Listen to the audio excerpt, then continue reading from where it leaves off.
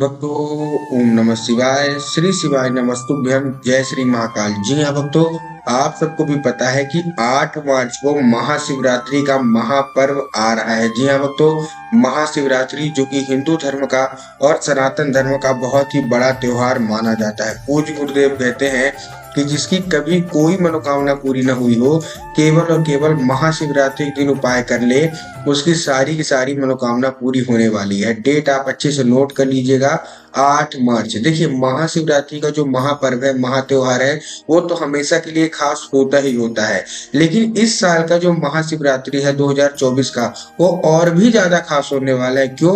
क्योंकि उसके साथ साथ प्रदोष का व्रत भी है। मतलब उसी दिन कितना बड़ा त्योहार है, आप सोच भी नहीं सकते। अगर आपने इस दिन उपाय किया, अपनी मनोकामना बाबा भोलेनाथ से मांग ली, तो 100% है कि आपकी सारी की सारी मनोकामना बाबा भोलेनाथ अवश्य रूप से पूरी करेंगे ही करेंगे। पहली बार तो महाशिवरात्रि अपने आप में ही एक बहुत बड़ा त्योहार है, और साथ साथ प्रदोष का भी दिन आ गया है। देखिए, पूज्य गुरुदेव कहते हैं कि जितनी मान्यता मकर संक्रांति की होती है, जितनी मान्यता सोमवार की अष्टमी की होती है, उससे कई ज्यादा मान्यता और महापर्व प्रदोष का दिन भी होता है। तो देखिए, महाशिवरात्रि तो है, साथ साथ प्रदोष भी है। आज की इस वीडियो में मैं आपको महाशिवरात्रि का बहुत ही खास उपाय बताने वाला हूँ, जो कि मैंने पूज्य गुरुदेव की ही कथा सुन के और बहुत अच्छे से समझ के आपके लिए लेके आया हूँ। साल 2023 में जो पूज्य गुरुदेव की कथा हुई थी महाशिवरात्रि से ठीक पहले, उसमें बहुत सारे लोगों का ये सवाल था गुरुदेव की कथा में। जैसा कि आपको पता होगा कि गुरुदेव की जो कथा होती है, उसमें बहुत सारे लोग पत्र के द्वारा अपनी मनोकामना गुरुदेव के पास बताते हैं। तो गुरुदेव के पास ऐसे ऐसे पत्र आए, और गुरुदेव ने जब पढ़ा कि हमारी ये मनोकामना नहीं पूरी हो रही है, किसी की धन प्राप्ति की मनोकामना नहीं पूरी हो रही है, किसी की कर्जा मुक्ति की मनोकामना नहीं पूरी हो रही है, किसी की कोई बीमारी की मनोकामना नहीं पूरी हो रही है, किसी की नशा मुक्ति की मनोकामना पूरी नहीं हो रही है, तब गुरुदेव ने 3 से 4 ऐसे उपाय बताए थे और कहा था कि महाशिवरात्रि के दिन ये कर लेना, चुपचाप कर लेना, बिना किसी को बताए। आपकी सारी सारी मनोकामना महादेव अवश्य रूप से पूरी कर ही कर देंगे। लोगों ने वो उपाय किया, और 1 से 1.5 महीने के बाद गुरुदेव की कथा में वो वापस आए और गुरुदेव को एक बार फिर पत्र लिखा। लेकिन इस बार का पत्र कौन सा था? धन्यवाद के रूप में। सभी लोगों की मनोकामना बाबा भोलेनाथ ने पूरी कर दी। लगभग 20 लाख लोगों की मनोकामना पूरी हुई थी उस बार महाशिवरात्रि के महापर्व में। तो देखिए, इस बार 8 मार्च को प्रदोष महाशिवरात्रि है, जो कि बहुत बड़ा त्योहार है। 100 साल से 110 साल बाद ये ऐसा मौका है। तो चलिए चलते हैं उपाय की ओर। अगर आपकी भी कोई ऐसी मनोकामना है जो कि वर्षों पुरानी पूरी नहीं हो रही है, तो आपको 8 मार्च को महाशिवरात्रि के दिन अवश्य कर लेना। तो चलिए चलते हैं उपाय की ओर। लेकिन उससे पहले चैनल पर अगर पहली बार आए हैं और आवाज मेरी पहली बार सुन रहे हैं, तो वीडियो को कर दें लाइक और चैनल को भी कर लें सब्सक्राइब, ताकि पूजनीय पंडित प्रदीप जी मिश्रा के रोज नए नए उपाय जो कि मैं उनकी कथा से सुनता हूँ, श्रवण करता हूँ, सबसे पहले मैं आपको प्राप्त करा सकूं।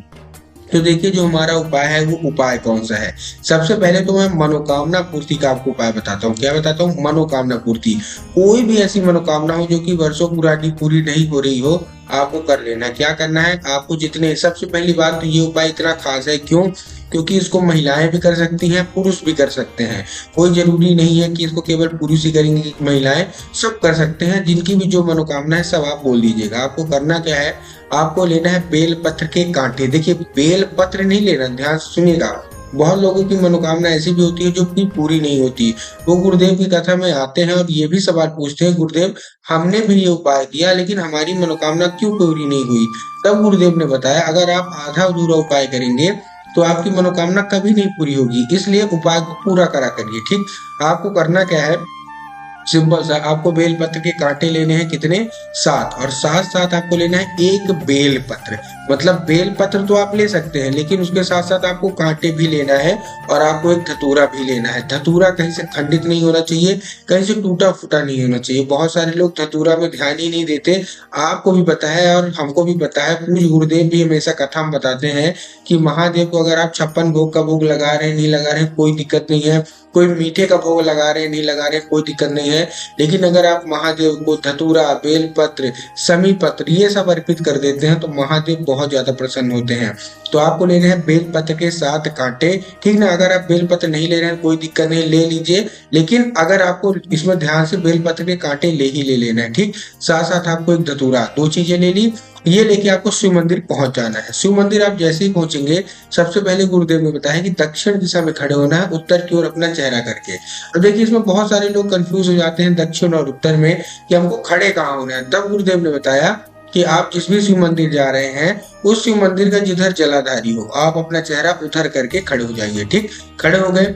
खड़े होने के बाद आपको क्या करना है, आपको महादेव का जो मूल मंत्र है, महादेव का जो मूल मंत्र है वो क्या है, श्री शिवाय नमस्तुभ्यम। तो आपको महादेव का मूल मंत्र श्री शिवाय नमस्तुभ्यम का जाप करके वो अर्पित करना है। और वहीं खड़े खड़े आपकी जो कोई भी इच्छा होगी, जो कोई मनोकामना होगी, सारी की सारी आपको महादेव से बोल देनी है। पूज्य गुरुदेव कहते हैं कि बेल पत्र के कांटों का इतना बड़ा उपाय आज तक किसी ने नहीं बताया। अगर आपने कर लिया, ये बहुत ही खास उपाय है। महादेव इससे बहुत जल्दी प्रसन्न हो जाते हैं। क्यों? क्योंकि सबसे पहले आपको पता होना चाहिए कि बेलपत्र के पेड़ में स्वयं माता पार्वती का वास होता है। तो आपको क्या करना है, बेलपत्र के 7 कांटे और एक धतूरा शिवलिंग पे श्री शिवाय नमस्तुभ्यम का जाप करके अर्पित कर देना है। बस आप इतना कर लीजिए और अपनी मनोकामना मांग लीजिए। ये था हमारा पहला उपाय। अब हम बढ़ते हैं दूसरे उपाय की ओर, जो कि धन प्राप्ति का है। बहुत सारे लोगों के जीवन में धन की इतनी कमी हो जाती है कि वो परेशान हो जाते हैं। उनके घर में माता लक्ष्मी का आगमन नहीं हो पाता है और दरिद्रता उनके घर में बसी रहती है। तब गुरुदेव ने धन प्राप्ति का एक अचूक उपाय बताया है, जो कि आपको महाशिवरात्रि के दिन अवश्य रूप से कर लेना है। करना क्या है, आपको ध्यान से सुनिएगा।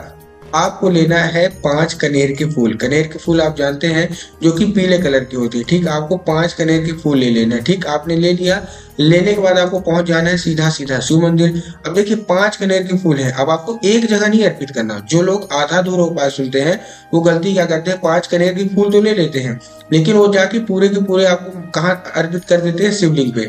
आपको शिवलिंग पे अर्पित नहीं करना, आपको कहाँ अर्पित करना है, अलग अलग जगह। देखिए जो हमारा सबसे पहला फूल होगा वो आपको शिवलिंग पे अर्पित करना है, कुंदकेश्वर महादेव का नाम लेके। कौन सा? महादेव का सुंदर सा नाम है कुंदकेश्वर। तो आपको कुंदकेश्वर महादेव का नाम लेके अर्पित करना है। उसके बाद क्या करना है, जो दूसरा फूल है वो आपको भगवान गणेश की जगह पे अर्पित करना है। भगवान गणेश की जगह कहाँ होती है, जिन लोगों को पता है उन लोगों को तो ठीक है, लेकिन बहुत सारे लोगों को भगवान गणेश की जगह नहीं पता होती। तो मैं आपको बताना चाहूंगा, जलाधारी के बाएं हाथ में, मतलब बाएं साइड, लेफ्ट साइड में भगवान गणेश की जगह रहती है, और राइट साइड यानी दाहिने साइड किसकी जगह रहती है, माता शोक सुंदरी की। तो आपको जो पहला तो आपने बाबा भोलेनाथ के ऊपर अर्पित कर दिया, दूसरा आपको अर्पित कहाँ करना है, भगवान गणेश की जगह पे। तीसरा आपको कहाँ अर्पित करना है, माता शोक सुंदरी की जगह पे। चौथा आपको कहाँ अर्पित करना है, जो हस्त कमल होता है माता पार्वती का, आपको वहां अर्पित करना है। ठीक है, जिससे शिवलिंग उठा हुआ होता है। और जो हमारा 5वां फूल है वो आपको जलाधारी में अर्पित करना है, जहां स्वयं माता पार्वती का वास होता है। 5 फूल आपको 5 जगह अर्पित करना है। पूज्य गुरुदेव कहते हैं अर्पित करने के बाद आपको धन प्राप्ति की जो कोई भी मनोकामना है, सारी की सारी महादेव से बोल दीजिए। मात्र 1 से 1.5 महीना लगेगा। आपकी जो कोई मनोकामना होगी, सारी की सारी महादेव अवश्य रूप से पूरी कर ही कर देंगे।